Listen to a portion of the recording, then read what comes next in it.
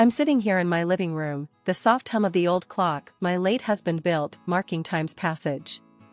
It's a small, cozy house, filled to the brim with memories, each corner telling a story of love, loss, and everything in between.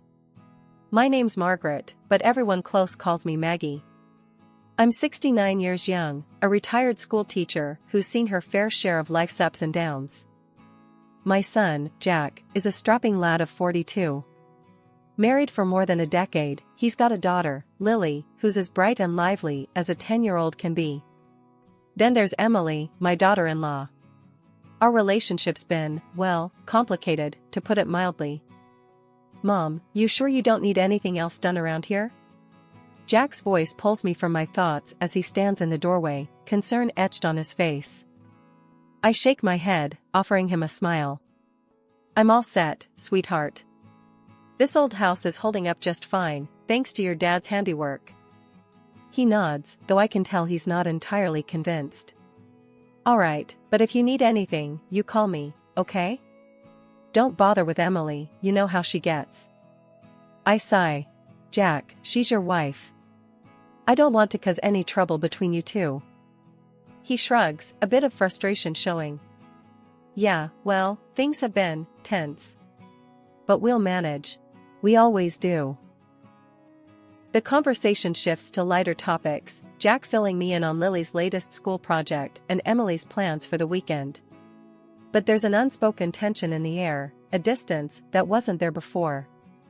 As Jack leaves, promising to visit again soon, I can't help but feel a pang of loneliness.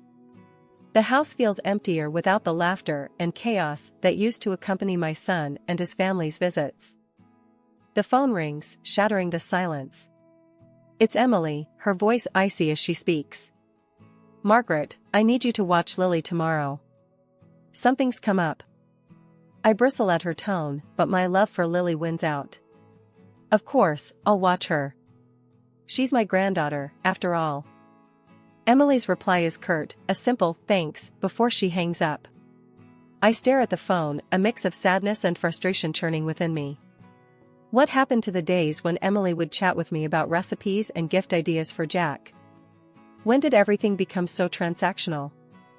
I spend the rest of the day tidying up the house, preparing for Lily's visit.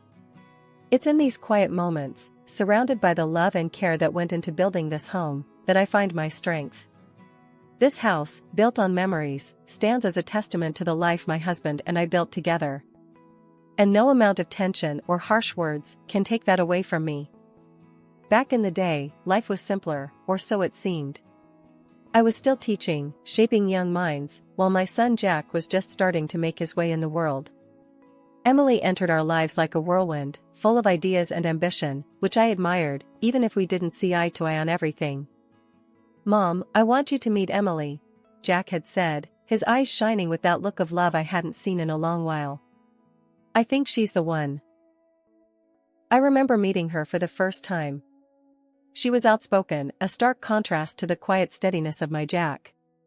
Pleased to meet you, Mrs. Thompson, she'd said, offering me a firm handshake that somehow felt more like a challenge than a greeting. I smiled, trying to ease the tension. Call me Maggie, dear. Mrs. Thompson makes me feel like I'm still in the classroom. She laughed, but it didn't quite reach her eyes. All right, Maggie it is. Jack's told me so much about you. Those early days were a mix of getting to know Emily and adjusting to the new dynamics she brought into our family. Jack was smitten, and I, despite my reservations, hoped for the best. Emily would often come to me for advice, especially when it came to Jack. Maggie, what does Jack like to eat? I want to surprise him, Emily asked one afternoon, her tone softer, almost vulnerable. I found myself warming to her in those moments.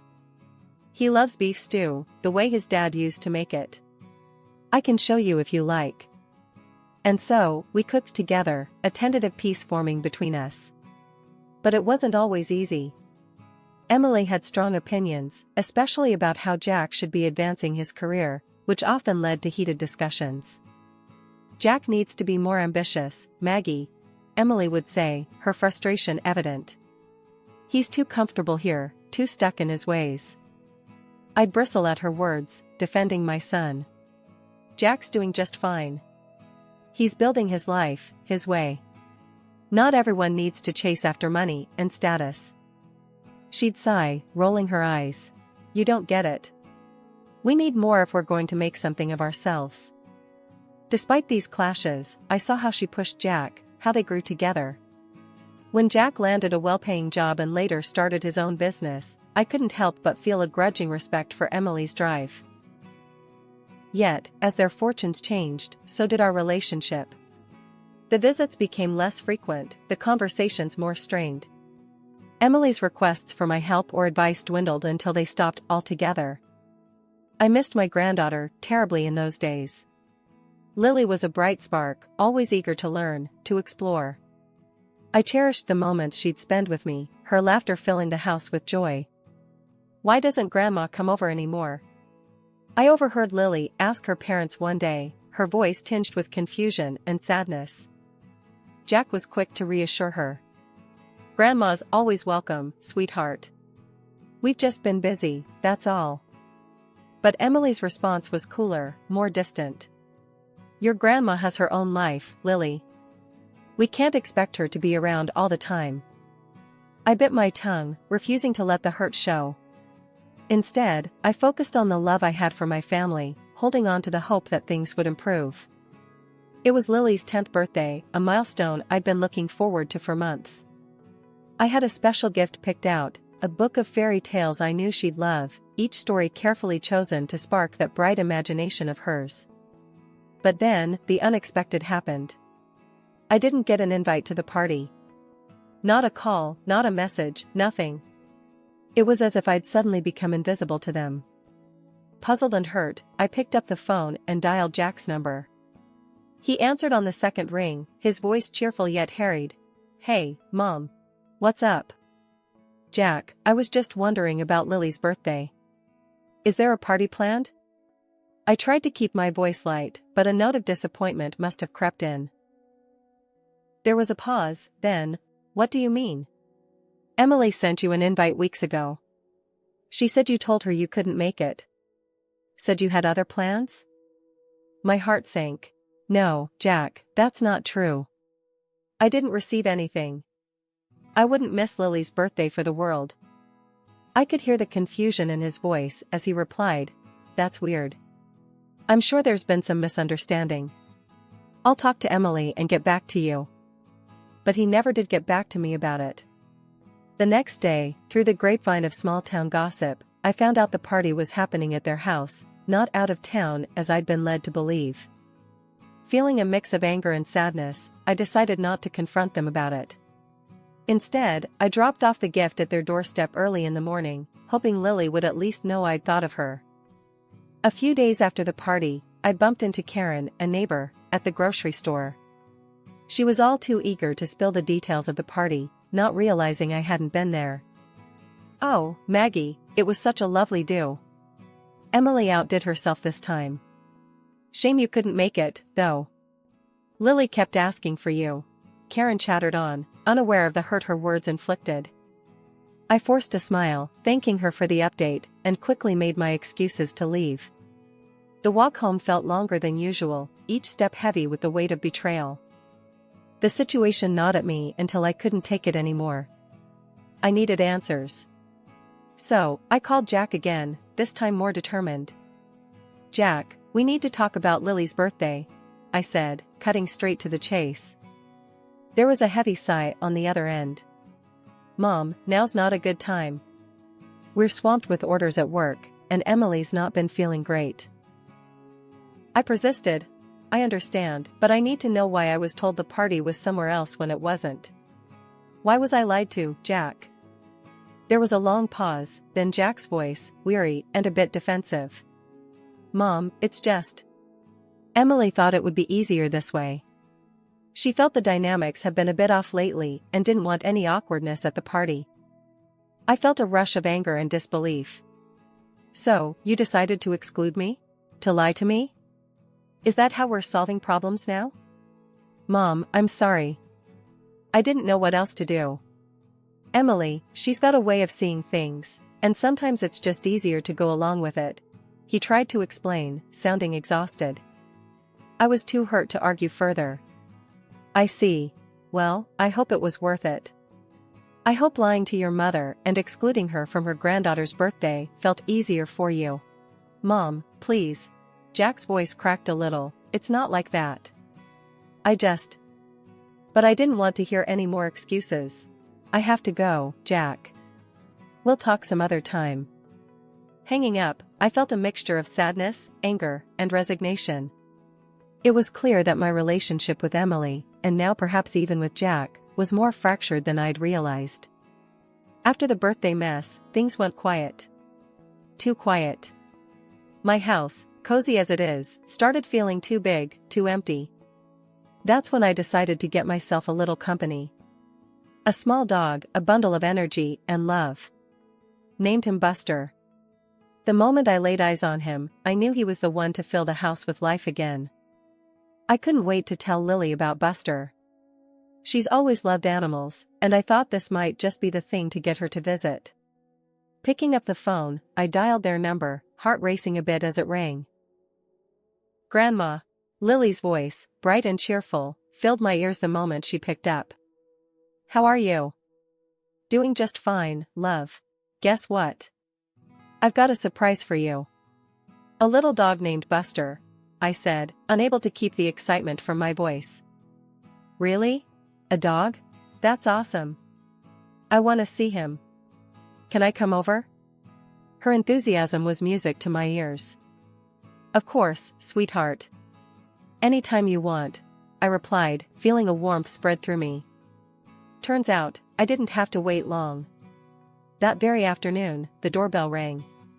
There stood Emily, looking as if she'd rather be anywhere else, and Lily, eyes sparkling with excitement. We can't stay long, Emily announced, barely crossing the threshold. Ignoring the tension, I ushered them into the kitchen, deciding to make the best of it. Let me get you some tea and cake. Make yourselves at home. As we settled, Emily's eyes roamed, landing on the new oven and the bits of new furniture around the house. These are new, she remarked, her tone sharp. Who bought them for you? My son did, for my birthday, I replied, trying to keep my voice neutral. Her face turned a shade redder, anger flashing in her eyes. You shouldn't be demanding money from him like that, she snapped.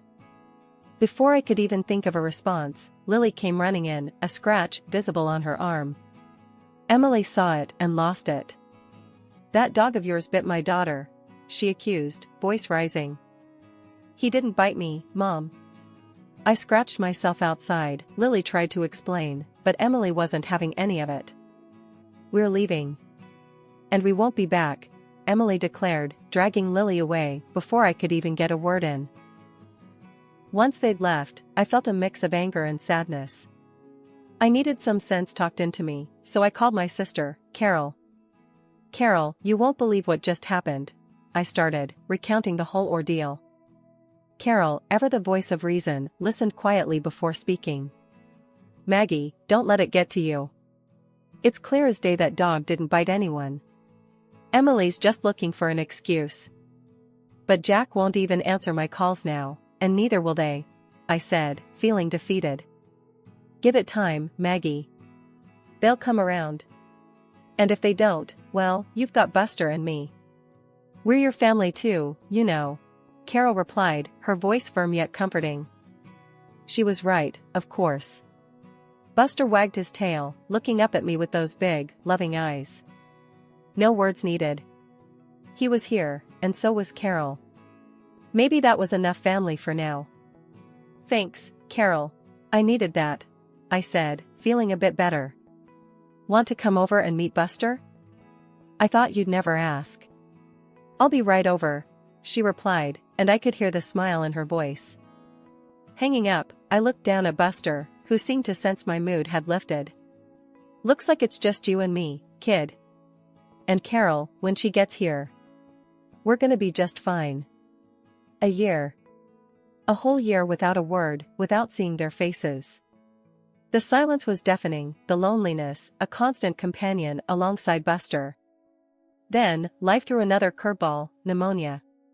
It hit me like a freight train, landing me in the hospital before I even knew what was happening. Carol, bless her, was by my side every day, worry etched deep in her brows. Lying there, hooked up to machines that beeped and hummed, I felt the weight of the year's silence heavier than ever. "Carol, can you call Jack for me?"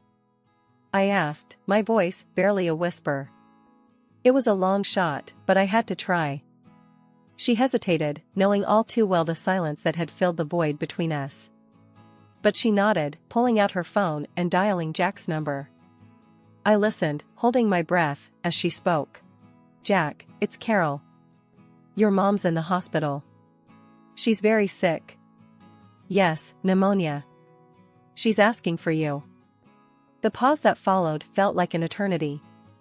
Then, I heard him, his voice distant but clear. "I'll come now." True to his word, Jack arrived at the hospital, a storm of emotions playing across his face. He approached my bed, taking my hand in his, eyes brimming with unshed tears. "Mom, I'm so sorry. I should have been here," he started, his voice breaking. "I've been such a fool." I could barely speak, my illness and the emotion of the moment rendering me weak. "Why, Jack? Why did you believe that, about Buster?" He looked away, shame coloring his features. "Emily told me, showed me a scratch on Lily's arm. Said Buster attacked her. I was angry, hurt. I thought I don't know. I just..." Listening to him, it was clear how deeply the lie had cut, driving a wedge between us. "Jack, you know Buster. He wouldn't hurt a fly." "I know now, Mom. I saw him, he's gentle." "Emily, she lied to me." "I'm so sorry. I should have known better," he admitted, his voice laced with regret. The admission, the apology, it was bittersweet. My heart ached for the lost time, for the pain we'd both endured because of a lie. "Jack, it's okay. We're here now. That's what matters," I said, squeezing his hand, offering forgiveness, because holding on to anger would only prolong the pain. He nodded, wiping away a tear. "I'm going to make this right, Mom. I promise." Hearing those words, feeling his hand in mine, I believed him. Maybe this was the start of mending what had been broken, of healing not just my body, but our family too. Things were just starting to look up when out of nowhere, trouble came knocking again. This time, it wore a suit and called itself a lawyer, claiming to represent Jack. The voice on the phone was all business, saying he needed me to sign some documents, because Jack was abroad and in a bind. Something about the whole thing smelled fishy to me. First thing I did was try calling Jack, but wouldn't you know it, his phone was as good as a brick. No answer. That's when I got that sinking feeling in my gut. I rang up Carol, told her to come over quick. "Something's not right," I told her, pacing the floor until she showed up. When the lawyer showed up, all smiles and handshakes, I knew I had to play it smart. He pushed a stack of papers towards me, saying it was all just formalities, that Jack needed this done pronto. "I'd like a minute to read these, if you don't mind," I said, trying to buy some time. "Oh, there's no need to worry. It's all straightforward," he assured me, but I wasn't buying what he was selling. I needed Carol to get a look at these documents without him hovering, so I suggested a little stroll in the garden. "Let's get some fresh air, then I'll sign," I proposed. To my surprise, he agreed. While we were outside, Carol was inside, snapping pictures of the documents with her phone. Turns out, those papers were nothing short of a nightmare. They were trying to get me to sell my house for peanuts and ship off to a nursing home, claiming I was too sick to take care of myself. Before I could process it all, Emily stormed in, red-faced and yelling like a banshee.